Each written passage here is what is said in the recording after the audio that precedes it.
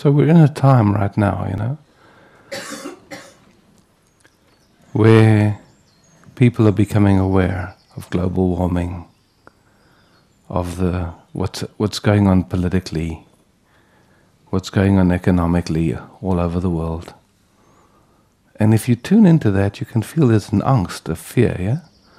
It's like almost like an overwhelm, yeah? Like, wow, I'm powerless, I can't do anything. We're going over a cliff and most people don't even see, something like that, yeah? Any of you know what I'm talking about? Yeah. And the tendency then is to take a position somewhere to deal with that discomfort, to somehow distance ourselves, yeah? To somehow have, going into some kind of philosophy, some kind of way of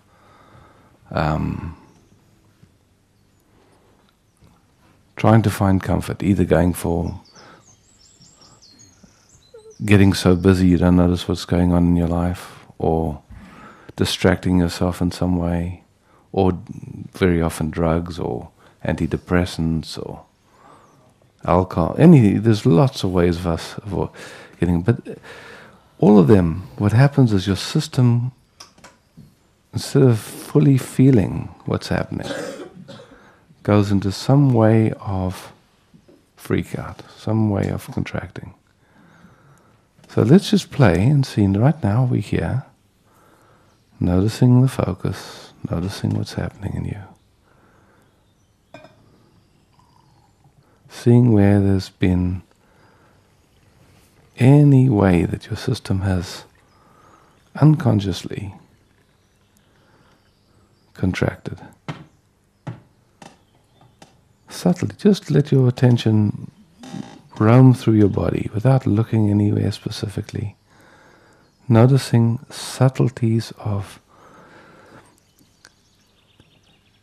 even in your musculature, like it might not even show up as tension, but just like a different quality of density.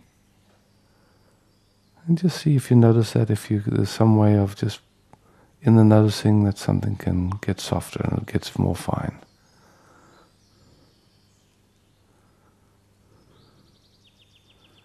And what happens if you notice something and it gets more fine? What happens?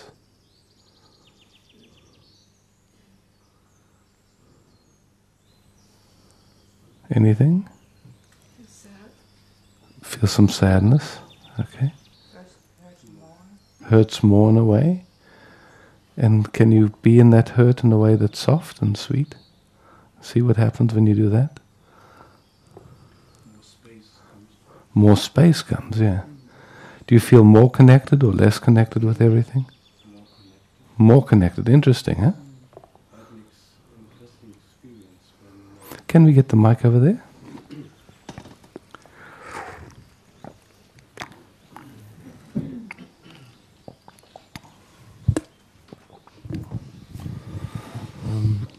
When you talked about the world and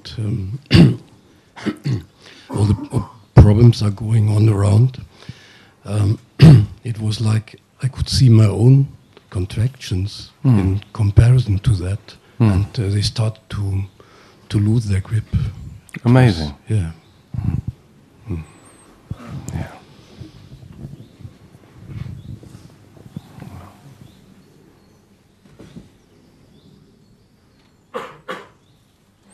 Is what I'm talking some kind of an esoteric philosophy, or is it actual? Is it real?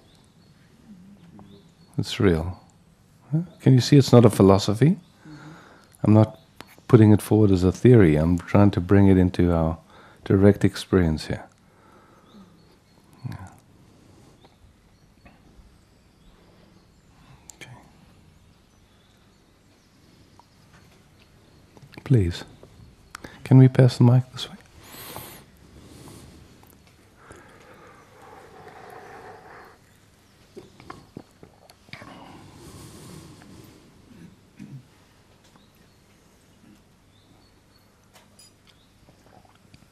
And even just as the mic gets passed, notice what happens where do you, is it like a reset button where your attention just goes into kind of a habit? Where you're kind of waiting for the mic to be passed? Or is there a way that you can actually be with the passing of the mic that's like a dance? That waiting is so subtle in us, you know? It's like how quickly it goes into that. How many of you know what I'm talking about? You could find it, yeah. And just, could you feel what happened in the room as that happened? Like there was an unsettlement, huh? How many of you could sense it? Curious. Yeah. And so just watching, here we are, how quickly we move into that automaticity. Did anyone doing that consciously go into waiting consciously? None of us, yeah? Okay, so now, just for one moment, I'm coming to you in a second, but just for one moment, just scan your life and see how much of your life you're in waiting. And for most of us, it's almost all the time. Yeah. It's the reset, yeah? It's what we're used to, yeah? Can you find that? Yeah. So what does that do? What does it actually do? Contraction, yeah? Can you feel that? It's not like a heavy-duty waiting. It's just like subtleties of waiting, yeah? Yeah. Yeah, like suddenly this isn't the beloved anymore, you know? Like life will be a little better when she gets the microphone and starts talking, yeah? And then we have to wait to hear what she's got to say to see if we agree or don't agree or if, you know, whatever, yeah? And then, so it's subtle, this waiting stuff, yeah? It's really a subtle habit of the nervous system, yeah? Okay. When waiting's too long, then irritation comes. Irritation comes, yeah. Yeah. Yeah. It's always going on like Belgian friends, then you wait till it stops and you can eat. Yeah. You wait till Yeah. you can go to the Yeah. It goes Yeah. on and on. It's just a habit, yeah? So please. I just wanted to say, when you talk about the mess in the world, and I look at it this way, I feel so moved because I feel so much pain in the body and so much sadness. Yes. And in the same times, I can feel such a deep love and kind of a yes, it's like this. And I feel so moved that I can say yes to this. Yeah, that's amazing. And as you say yes to it, what effect does that yes have on it? It softens it. It softens it. Isn't that interesting, yeah? Yeah. See, we want to change it outside, but it's all an inside job. You know, it's like there was an email going on a while ago, and it impressed me a lot. There was a mental institution in Hawaii where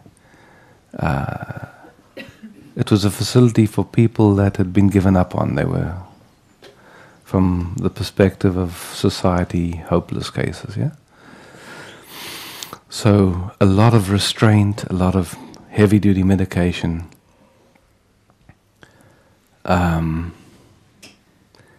there was kind of a depressing place to be around because you know, nobody could do anything. And so high turnover of staff, nobody liked to be there long. And then a new guy came in, and he didn't meet with any of the patients, he just kind of hung out in his office. But what people started to notice was they needed to restrain the patients less. They needed less medication. Something was afoot. Something was happening. And they went to this guy and said, "What are you doing?" And he said, "Look, I just look to see how I'm creating them to be that way.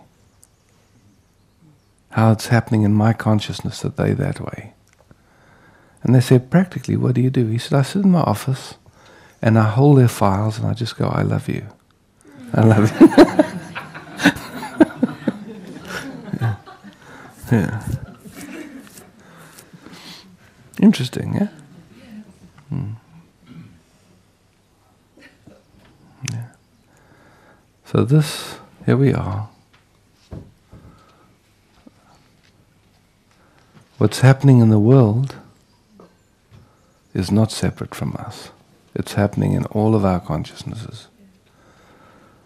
At other times we've explored how simple lenses that we look through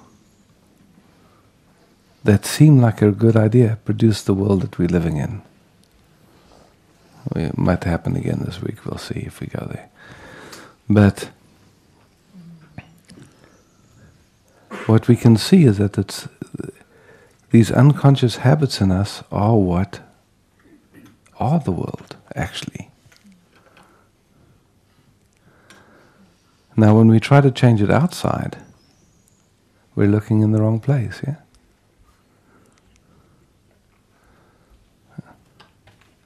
When we start, and even you see, it's like if we want to change ourselves, because we started looking last night, what works and what doesn't work.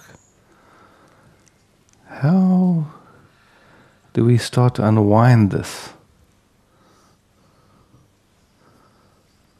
And what I'm trying to share with you is, and have you have the direct experience of, is seeing how it works in you, yeah? So you start to notice just how it happens in all of us. It's not personal to any one of us.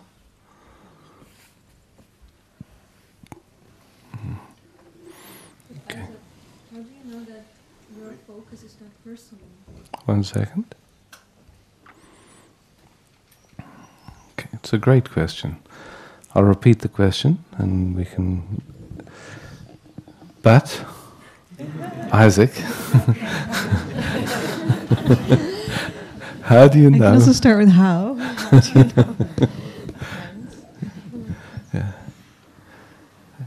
So just again, just notice the but. What does the but do there? Yeah, I want to be convinced or something. You want to be So convinced. the mind wants to be convinced. Okay, great. So as long as the mind wants to be convinced, how will the discussion go? Yeah, not really nice. Not easily, huh? Okay. So really, yeah. Great to notice that, yeah, because it really then becomes like there has to be convincing, rather than, wow, I'm really curious. Can you show me, yeah? I'd like to see. We're not arguing anymore, we're just looking together, yeah? It's a subtlety, but it makes the world of a difference in an investigation, yeah? Oops. Hello. Okay, so the question is, let's look at this whole mechanism of how personalness, the feeling of it being personal happens, yeah?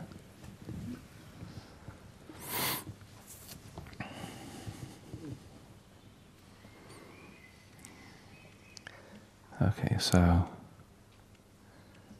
let's see if we can have the experience, yes? And then we can talk once we're speaking from our own experience. So here we are.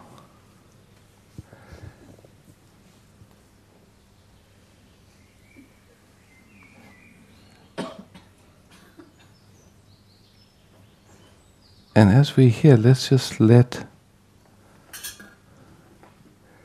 this noticing that's available to us gently include our bodies. Gently notice any way in which our system unconsciously is not fully available to the moment, yeah? Not total, 100% available. Just gently noticing. No right, no wrong, no good, no bad. Just feeling where the system has tightened up. Usually what happens is our eyes get very sharp and narrow, our focus gets narrow. How many of you notice it as you just gently noticing your attention gets wider? Any of you can notice that? Yeah. So as your attention gets wider, what happens to your sense of yourself? Does it change? It disappears for some people. Gets softer. Gets softer. It's not there and loosens, yeah? It's not there, and you just hear. And the moment something happens in our system, where our system tightens up, what happens to our focus? Normally we focus right on what's troubling us, gets very narrow, our mind starts to spin, and there's a feeling of me, real strong, yeah? Does everyone know this experience? Anyone not know it? So that narrowing of focus produces a sense of me, yeah? And it seems to happen in all of us. Anyone here not know that? Narrowing of focus, that feeling of me that happens. And me very much wants to change and fix and get rid of, yeah? And feels very personal, yeah? Isn't it? Yeah. And it's interesting that the same thing happens in all of us. So how personal is it?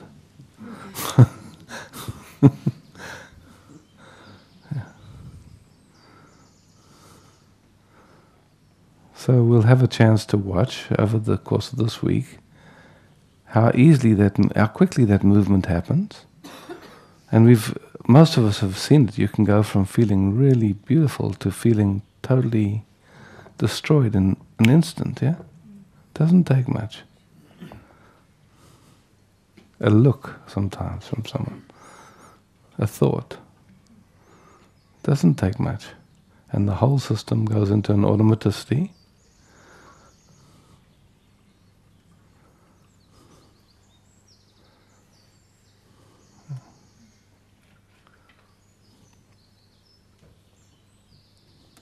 Please, can you pass the mic over? As you said that now, for me it feels like now I've understood, and that is so such a foundational thing you told us just now, that when I can use that, then I will never have a problem anymore. Yeah, absolutely.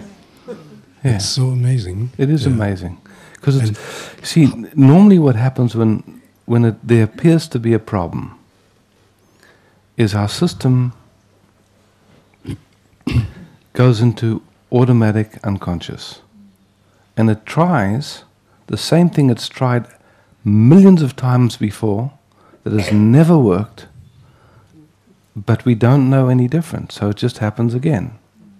Have you noticed that about yourselves? It doesn't matter how many times you've tried it and it hasn't worked. The next time the thing happens, the same thing happens. And you'd think at some point we'd realize, wait, this doesn't work. But the same thing happens. Almost I've seen it in myself. But as I become aware, wow, that's what's actually going on. It's not me that's doing it. It's just an unconscious neural pathway, a habit, you could say. It's in myself, I've noticed a huge unwinding of it. And man, I'm so grateful because it's made a huge difference in the capacity to be in life as compassion, to be in life as love, which interests me enormously. Yeah. The hand up and then we can... Okay. Does it take an effort? Can you please... Does it take an effort to do this all the time, to get out of the habit, and is it a discipline or? Okay, it's a really great question, yeah. An example I used last week, which just came fresh in my mind, was to draw from our experience. In your life so far, has there been any interest that came in your life that was really passionate to you? Something that came that just really grabbed you for a while. Everybody had that experience, or something came up and it was just... How much effort did it take to be interested in that? Huh? None. It was like you couldn't wait to wake up in the morning to continue almost, huh? Yeah. So, it's like the same thing, you know, I don't know if you did. We've got these funny ways of functioning, you know, it's like someone gets interested in music and then your parents say, look, I'm paying all that money, you have to practice. Now all of a sudden something that you liked is not fun anymore, yeah? It's like, but if you leave it alone in a way, and that's something you really love, you just can't help it, yeah? You do it. So we've got this funny thing, habits, you could say, of believing in effort, believing in pushing, yeah? But does it work? Or if it works, how does it work? What does it do in us? What's the difference from living in your flow of interest as opposed to living pushing? Is there a difference? One is violence, yeah. How many of you can see that? I'm curious. Okay. Now, how does our society function? What are we encouraged to? Is there any place where we're told to live in our flow of interest? It's not usually here, but it's not general. It's not in the mainstream. Yeah? It's not the way we have been brought up, put it like that, yeah? Yeah. So that's what we've grown up in. That's what our nervous systems are used to, yeah? And so now we have an opportunity to start to notice that habit in ourselves. And when we've got that habit in ourselves, do we do it to our kids? Do we do it? We can't do other than that, yeah? Whatever's going on in ourselves, we're going to do everywhere, yeah? Yeah. Now, within that, is it possible within your own flow still to be clear and still to set clear boundaries? And is it still possible? Yeah? For the first time, actually, yeah? When there's violence, is it a clear boundary? It's actually quite an unclear boundary, right? Yeah. And even if we've learned how to not make it look like it's not violent, because lots of us have learned that. Can you feel in yourself the difference? That's all that matters, yeah? Yeah. There are other people that had their hand up, and so someone here had their hand up. Who was it? Oh, great. Well, what I feel is very much that this new possibility, so to say, is very connected to have a peaceful world as well. Yes, far out. Because, you know, I just want to make that connection, that what's happening here, a lot of us here are here for personal reasons. Can you say it again? A lot of us are here for personal reasons. I want more peace, more enlightenment, whatever it is you think you want, yeah? Sex or whatever it is, you know? I don't know why people come to these things, but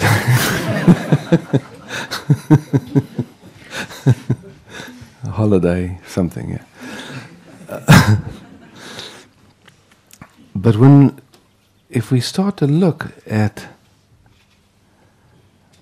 and start to recognize that our focus actually, or the way focusing happens in us, affects the whole matrix, then you start to see that what's going on here isn't personal at all. It's actually consciousness has picked us up in a way to, we don't know why really, but it's picked us up, and it's in it, something's happening that's affecting the whole matrix.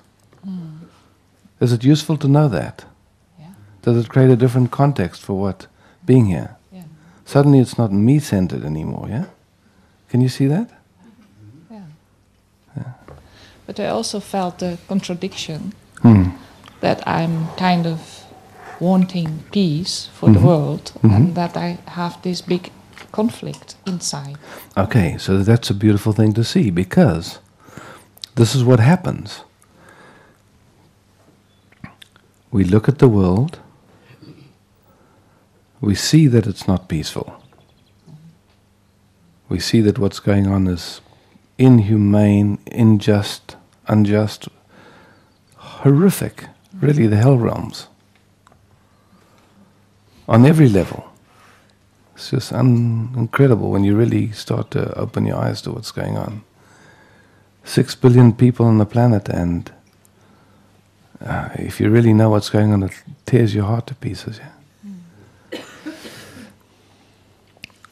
And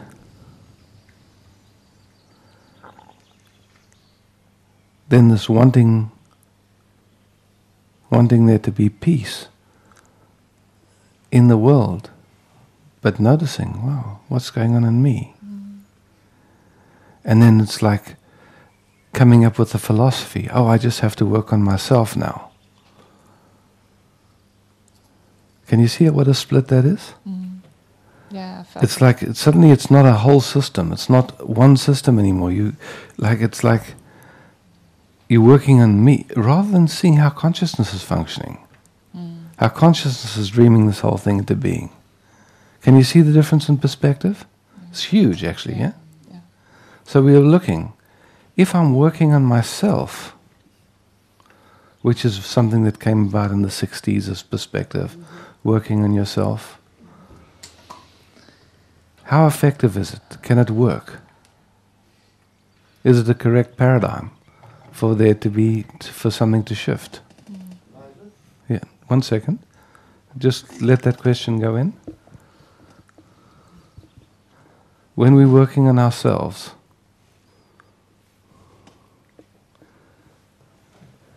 what does that do to the... Is it still creating a separation? Yeah. So even though we're working on ourselves, so-called, our very efforts and work are still creating a split. Yeah. Can you guys see that? It's important. It's really... Yes, no, you can see it, you can't see it. Okay, can I repeat? I don't know if I can repeat it exactly, but I can say it in other words, yeah? So, we're looking at, here we are, and there's been a number of different modalities that have appeared in consciousness. Here we are. We can see the state of our marriages, the state of our relating, the state of how we are with our kids, how we are with our lovers, our husbands, our workmates. We can see, or, if we're looking, we can start to notice some of that stuff. A lot of times we just disassociate from the whole lot. I'm a good guy and everyone else is the bad guys. There's the axis of good and evil and all this stuff. So depending on how refined our looking gets, we start to notice that there's a way that our system functions that's complicit in everything that's going on. Now there's a tendency then to think it's me, and I have to change me. Do you know what I mean, you guys? Yeah. If we go there, I have to change me. Is that a useful paradigm? Is it a useful way of looking at it for us to live beautifully together? Or does it backfire on itself? Is it as stupid? Is it as stupid as trying to change the other one? Yeah, just have a look and see what happens in you when you think it's me and you're working on me. Yeah. Well, What actually happens? I came more or less in a desperate place. So to I'm say, so because pleased that it brought you here. Yeah. Yeah. Because I'm already 30 years working on myself, and Yes. where have it brought me? You. Okay.